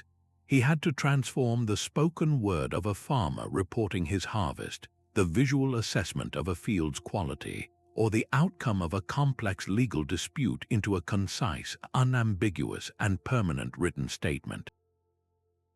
This act of translation from experience to record was the fundamental alchemy of early statecraft. Without it, promises were forgotten, agreements were disputed, resources were lost, and rules were applied arbitrarily. The scribe, through his written word, introduced accountability, predictability, and memory on a scale no human brain could achieve alone. His work built the foundation upon which trust in large, impersonal institutions could slowly grow, proving that the pen, or the stylus, was not just mightier than the sword, but was in fact the weapon that truly built and sustained civilization. Imagine the utter chaos of a bustling marketplace in the ancient world, a crossroads where traders from a dozen different cultures have gathered. A merchant from Babylon is selling grain, measuring it out with a clay pot he insists holds 1 selah. A trader from Egypt offers linen cloth, measured in cubits based on the length of his own forearm. Another from Anatolia wants to be paid for his copper ingots in a weight he calls a mina, using a stone weight he carries in his pouch. How can anyone trust these transactions? How does a tax collector representing a central authority even begin to calculate what is owed when every village, every caravan uses its own unique and unverifiable units? This was the profound problem that threatened to stifle trade, encourage fraud, and cripple the ability of early states to govern effectively. Their brilliant solution was one of the most fundamental yet overlooked innovations in history, the creation of standardized weights and measures. This was not a mere convenience, it was a revolutionary leap in abstraction. It meant replacing the subjective, a man's arm length, the capacity of a random pot, with the objective and universally verifiable. The earliest evidence comes from the great trading cities of Mesopotamia. Archaeologists have uncovered beautifully carved stone weights in the form of ducks and lions from sites like and Nineveh, each meticulously calibrated to a common standard, often the shekel. These were not simple rocks, they were official state artifacts, often inscribed with the name of the reigning king and declarations of their accuracy. Their very form communicated authority and trust. You couldn't just bring any stone to the market. Your weights had to match the official duck weight held by the temple or the palace. This instantly reduced disputes and created a level playing field. A merchant could travel from city to city within the empire confident that a shekel of silver in one place would be worth the same in another, massively encouraging commerce and economic integration across the region. The same principle applied to length. The Egyptian cubit, for instance, was standardized against a master rod made of black granite, stored in a royal temple, and meticulously copied for use by surveyors and architects across the land. This is why the base of the Great Pyramid is such a near-perfect square. Every side was measured using the same unvarying unit of length. This precision was absolutely crucial for the state's own operations. It allowed pharaonic officials to calculate the area of farmers' fields with stunning accuracy to determine their tax liability in grain. It enabled the architects of Rome to build aqueducts that maintained a precise, gentle slope over dozens of miles, ensuring a steady flow of water into the city. Standardization turned construction from an art into a repeatable science, and taxation from arbitrary guesswork into a calculated, predictable system. Perhaps the most powerful standard of all was coinage. Before coins, wealth was measured in cumbersome bullion or goods like grain or livestock. To make a purchase, you might have to weigh out chunks of silver on a scale, a slow process vulnerable to cheating with false weights. Then, around the 7th century BCE, the Kingdom of Lydia in Anatolia changed everything by minting the first official coins. These were made of electrum, a natural gold-silver alloy, and stamped with the seal of the king. That stamp was a guarantee. It meant that this little piece of metal contained a precise, predetermined weight and purity of precious metal. You no longer needed to carry a scale, you could simply count the coins. This velocity of transaction supercharged economies. The Romans understood this power perfectly. They spread their silver denarius across their entire empire, and it became a universal currency. A legionary stationed on the rainy frontier of Britain could be paid in denarii, and he knew that those coins could be used to buy bread from a local baker or could be sent home to his family in Italy, where they would hold the exact same value. The denarius was more than money. It was a tangible piece of Roman authority, a daily reminder that facilitated not just trade, but the cultural and political unification of the Mediterranean world. This drive for standardization was, in essence, a profound algorithm for building trust and cooperation at a distance. It was a declaration that the authority of the state could guarantee fairness in the most basic daily interactions. A standardized weight assured a farmer he wasn't being cheated when he sold his harvest. A standardized measure of length ensured a family received the full amount of cloth they paid for. A standardized coin allowed a soldier to have faith in his pay. By reducing ambiguity and the potential for fraud, these tools lowered the transaction costs of society, allowing economies to grow more complex and interdependent. They enabled emperors and kings to project their power and administrative will into every marketplace, every farm, and every transaction within their borders, weaving diverse and distant communities into a single, functional economic unit. It was a silent, humble revolution. fought not with swords but with carefully carved stones and stamped metal, and it laid the foundational logic for the globalized economic world we live in today. But all these meticulous records, the census rolls, the tax ledgers, the legal codes, would be utterly useless if they were simply left to pile up in a corner, vulnerable to fire, flood, or forgetfulness. The final, and perhaps most profound, step in the ancient data revolution was the creation of dedicated institutions designed to give this information a permanent home and a lasting purpose. Think of a vast empire not just as a living organism, but as one with a memory. That memory was housed in its archives and libraries. These were not quiet halls of contemplation for scholars alone. They were the strategic command centers for long-term thinking, the hard drives where the empire's operating system was stored, updated, and protected. The most legendary of these was the Great Library of Alexandria, but its story is just the pinnacle of a much wider practice. Centuries earlier, the Assyrian king Ashurbanipal had assembled a massive library in his palace at Nineveh, and his method was anything but passive.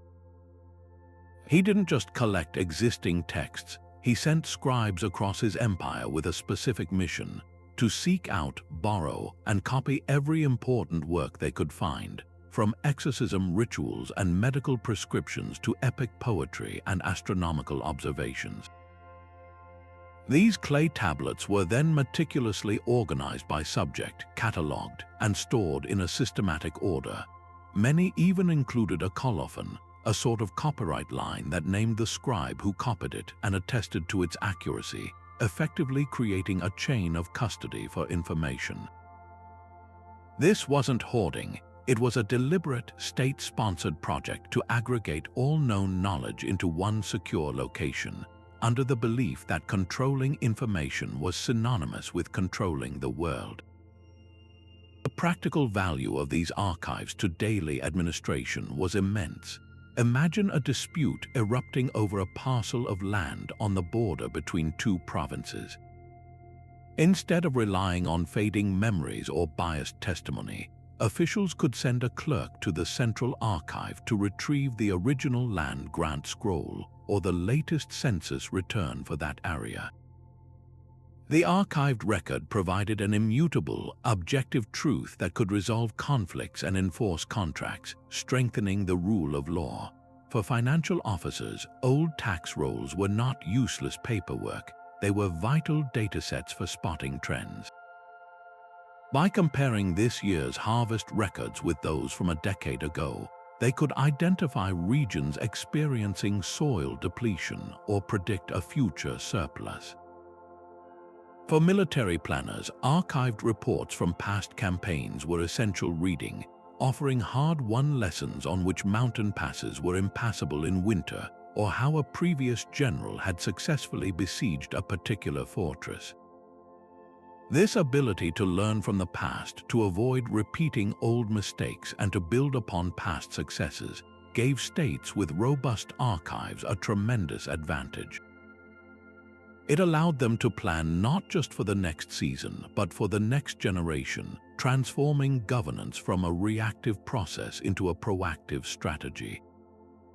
The physical security and organization of these collections reveal a sophisticated understanding of information science. The Library of Alexandria, for instance, was part of a larger research complex called the Museum, a veritable ancient think tank where scholars were paid to study, debate, and produce new knowledge.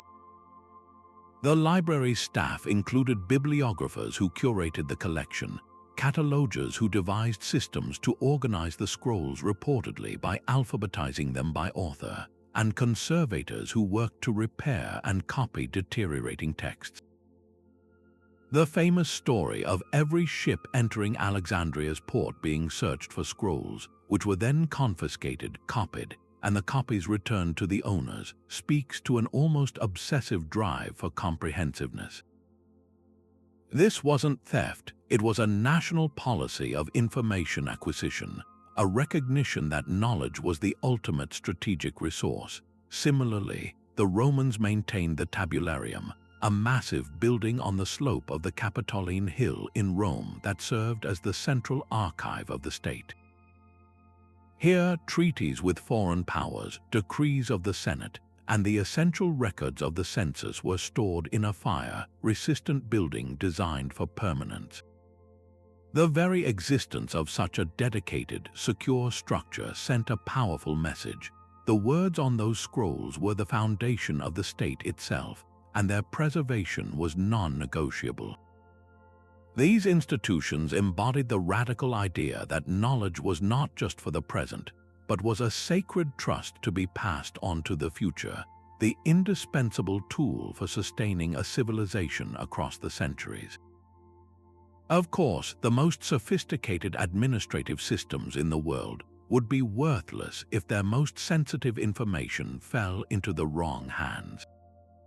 As empires grew and competition between them intensified, the need to protect secrets became just as important as the ability to record them. This wasn't a challenge born in the computer age. It was a constant struggle for ancient administrators who understood that a single intercepted message could topple a government, doom an army, or unravel an alliance. Their solutions to this problem were ingenious, blending early forms of cryptography with clever physical security measures to create the world's first secure communication networks. One of the most famous early devices for encryption was the Spartan cytale, a deceptively simple tool that perfectly illustrates the core principle of cryptography, rendering a message unreadable to anyone without the specific key to decode it. The process began with two identical wooden rods. A Spartan commander would keep one, and his officer in the field would carry the other. When the commander wanted to send a secret order, he would take a long, thin strip of leather or parchment and wrap it tightly, spiral fashion, around his cytale. Then he would write his message lengthwise down the rod, one letter on each full turn of the leather. Once unwound, the strip appeared to be a nonsensical jumble of letters, a chaotic sequence that would baffle anyone who intercepted it. The only way to make sense of it was to wrap it around an identical diameter rod, which would instantly realign the letters into coherent words and sentences. This method, known as a transposition cipher, didn't change the letters themselves. It simply scrambled their order according to a very specific physical rule. Its security relied entirely on the enemy not knowing the precise thickness of the rod, which served as the cryptographic key. For its time, it was a remarkably effective way to ensure that even if a messenger was caught, the vital intelligence he carried would remain useless to the enemy. The Romans, masters of systematic administration, approached the problem of secrecy with their characteristic pragmatism. While they used ciphers for high-stakes diplomacy, their most common tool for securing everyday official communications was a form of rapid, abbreviated writing known as noti Tyriani or Tyrian notes. Developed by Marcus Tullius Tiro, the secretary to the famous orator Cicero, this system was essentially a sophisticated shorthand, with thousands of symbols representing common words, phrases, and grammatical constructs. For a Roman official dictating a sensitive letter, using this shorthand served two crucial purposes. First, it drastically sped up the process of transcription, allowing a scribe to keep pace with rapid speech. But second, and just as importantly, it acted as a form of security through obscurity. A scroll filled with these strange, cryptic symbols was effectively encrypted to anyone who hadn't been trained in the system. It protected the contents of tax reports, judicial opinions, and internal correspondence from the prying eyes of lower-level clerks, rival politicians, or unscrupulous messengers. Furthermore, the Romans institutionalized the authentication of documents through the use of seals. Important messages were written on papyrus, rolled up, and tied with a thread. The knot would then be covered in wax and impressed with the unique signet ring of the author, a consul, a general, or the emperor himself. This seal served as an ancient form of digital signature, It verified the sender's identity and, crucially, showed if the message had been tampered with during transit. A broken seal was an immediate red flag that the contents had been compromised. Beyond these specific tools, ancient states developed entire systems dedicated to the secure movement of information. We've already seen the incredible speed of the Persian royal road and the Mongol yam, but their security was just as vital as their velocity. Messengers carrying sensitive dispatches were often given physical tokens, like the Mongol paisa, that proved their official status and granted them priority access to fresh horses and supplies. This system minimized the time messages spent vulnerable in the open. In some cases, critical information wasn't written down at all to avoid any risk of interception. Greek historians like Herodotus describe a method where a trusted servant's head would be shaved, a message would be tattooed onto his scalp, and then he would be sent on his way once his hair had grown back. The message would only be revealed upon arrival when his head was shaved again. While this might be more legend than common practice, it underscores the extreme lengths to which states would go to protect their most vital secrets. The underlying principle connecting the citale, the shorthand, the seal, and the secret courier was a universal recognition that information was a strategic asset. Its value could be completely inverted if it fell into enemy hands. A detailed battle plan became a blueprint for ambush. A diplomatic offer became leverage for blackmail. The ancient world's investment in cryptography and secure communication proves that the concept of information security is not a modern invention but a fundamental and timeless pillar of statecraft, as crucial to the survival of an empire as its armies or its treasury. For all their brilliance, these ancient systems of control were never the perfectly oiled machines we might imagine. They were human creations operated by fallible people and imposed upon equally clever populations who often had their own ideas about how much control they were willing to accept. The most meticulously planned census, the most detailed tax code, and the most rigorous auditing process could all be undone by a simple, universal truth: where there is a rule, there is someone trying to find a way around it. The first and most fundamental crack in the system was simple human error. Imagine a Roman census taker, a local magistrate tasked with assessing the wealth of hundreds of households across a sprawling district. After weeks of traveling under the sun, interviewing reluctant farmers, and making countless calculations on his wax tablet, exhaustion sets in. Perhaps he mishears a farmer mumble the number of his olive trees, or he transposes a digit when tallying up a herd of sheep.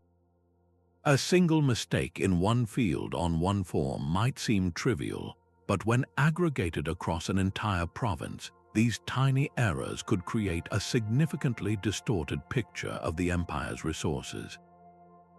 A scribe in an Egyptian grain warehouse working by flickering lamplight might accidentally note a deposit of 4,000 sacks of wheat instead of 400. This kind of clerical error could lead to disastrous miscalculations, potentially resulting in the state thinking it had reserves it didn't, and allocating grain for projects or armies that would suddenly find themselves without supplies. The sheer physical difficulty of managing vast datasets without any of our modern tools for cross-referencing or error-checking meant that inaccuracies were not a possibility, they were an inevitability. Beyond innocent mistakes lay a far more insidious problem: the corrupt official. The very power granted to scribes and tax collectors to measure, assess, and record also presented them with immense opportunities for personal gain. A Babylonian tax assessor could easily be bribed by a wealthy landowner to underreport the yield of his fields, splitting the saved tax revenue between them. A Ming Dynasty official conducting the census might accept a payment to simply leave a wealthy family's extra sons off the household register, sparing them from the dreaded corvée labor duty. This kind of low-level corruption was often difficult to detect from the central government's distant perspective, as the official records themselves were falsified, creating a perfect paper-covered crime. But sometimes the corruption was not just individual but systemic. In the later Roman Empire, the position of tax collector was often sold to the highest bidder. These tax farmers would pay the state a lump sum for the right to collect taxes in a region, and then their profit was whatever they could extract on top of that amount. This created a vicious incentive to squeeze the population dry, leading to widespread resentment, poverty, and even revolts. The state got its guaranteed money upfront, but at the terrible cost of alienating its own people and destabilizing its provinces. This highlights a critical weakness. An administrative system is only as strong as the trust and integrity of the people who operate it. A chain of command that relied on local elites, as many empires did, always ran the risk of those elites placing their own interests and the interests of their friends and family above the cold, impartial demands of the state. And then there was the most creative force of all, the resistance of the governed. People were never just passive subjects waiting to be counted and taxed. They were active participants who quickly learned how to game the system. Tax evasion was a fine art. Egyptian farmers might hide their best grain and show tax assessors only the poorest quality crop. Peasants in medieval Europe, whose taxes were based on the number of windows in their home or the width of their frontage on the street, would brick up windows or build narrow, deep houses to minimize their liability. The most dramatic form of resistance was simply leaving. In many ancient societies, heavy-handed tax collection or conscription drives could trigger mass migrations, as entire villages would pick up and move to a neighboring region or beyond the frontier to escape the reach of the state's algorithms. This presented a paradox for rulers. Push your administrative demands too hard in the pursuit of efficiency, and you might end up with no one left to administer. The state's need for data and revenue was constantly balanced against the need to keep the population sufficiently content to remain productive and compliant. This was a delicate and perpetual negotiation, not a one-sided imposition of power. These limitations remind us that history is not just a story of top-down control, but also a story of bottom-up ingenuity, evasion, and pushback. The grand algorithms of empire were constantly being tested, manipulated, and undermined by the very human energy they sought to contain, revealing that the gap between the blueprint of power and the messy reality of its application is where much of history's real drama unfolds. So what does all of this mean for us right now in our world of artificial intelligence, global supply chains, and digital citizenship? It's tempting to look at these ancient systems as charming relics, impressive for their time but utterly obsolete in the face of our technology. But that would be a profound mistake. The challenges they faced are, at their core, the same challenges we face today. How to organize people and resources effectively, how to make fair decisions for large groups, and how to build systems that are both efficient and resilient. Their solutions, forged in the crucible of necessity without the luxury of silicon chips, offer us something more valuable than just historical trivia. They offer a timeless playbook of human ingenuity, one that is packed with lessons we desperately need to remember. Consider the fundamental principle of data integrity, so brilliantly demonstrated by the Byzantine tax reforms. Their entire system collapsed if the land surveys and population registers were inaccurate. They understood that garbage in means garbage out, a truth that is just as critical for a modern algorithm determining credit scores or a government distributing disaster relief.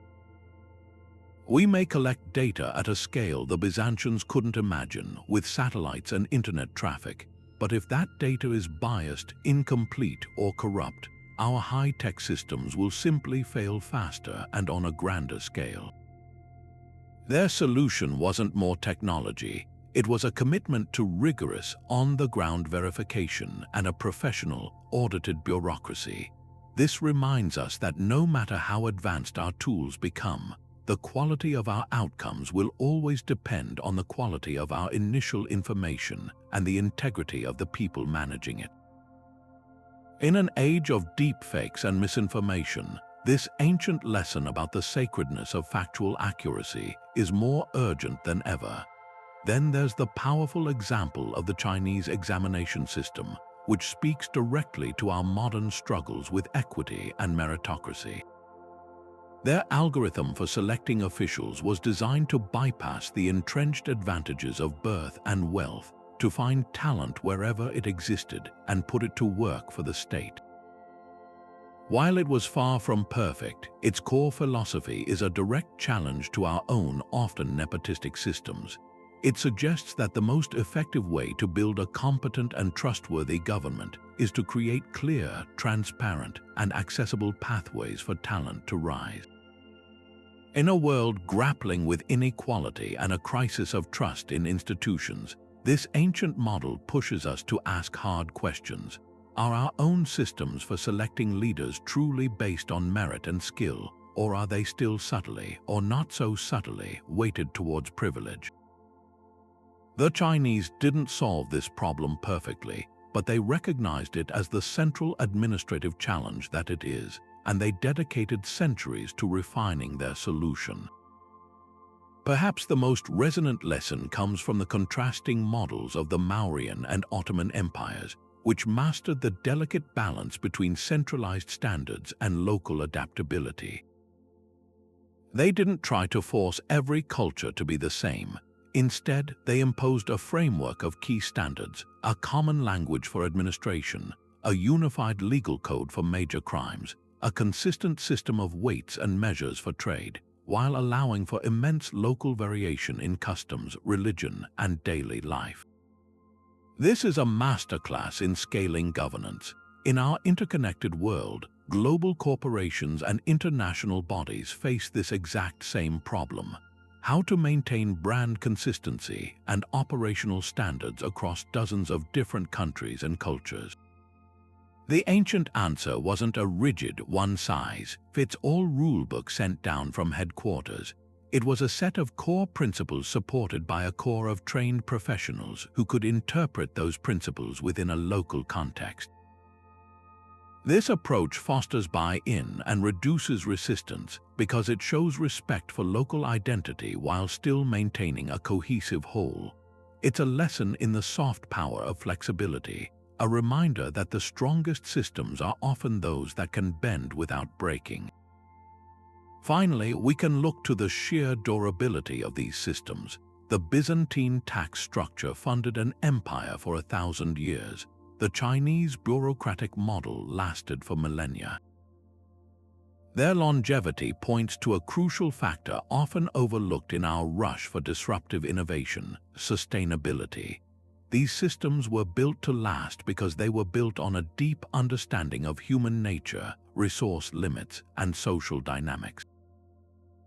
They were designed to be maintained and repaired, not just launched and replaced. In our modern context, this challenges the culture of short-term thinking and rapid obsolescence. Are we building digital platforms and government policies that are robust enough to handle unexpected shocks?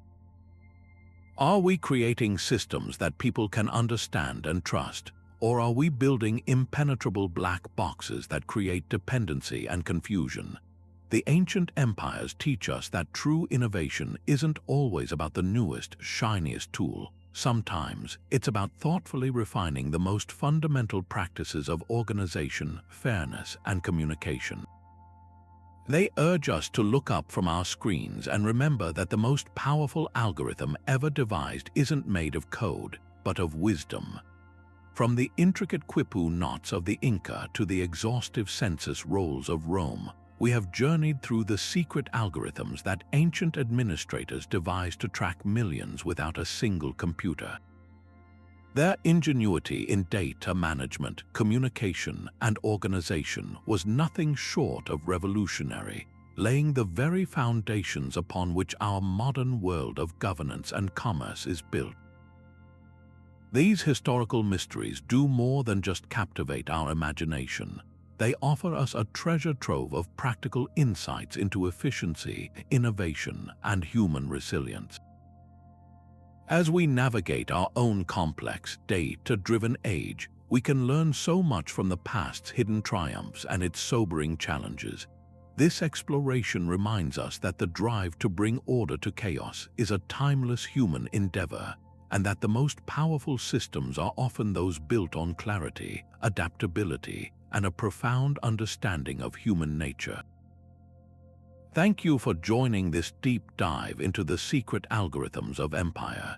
If you enjoyed unraveling these mysteries with us, please give this video a like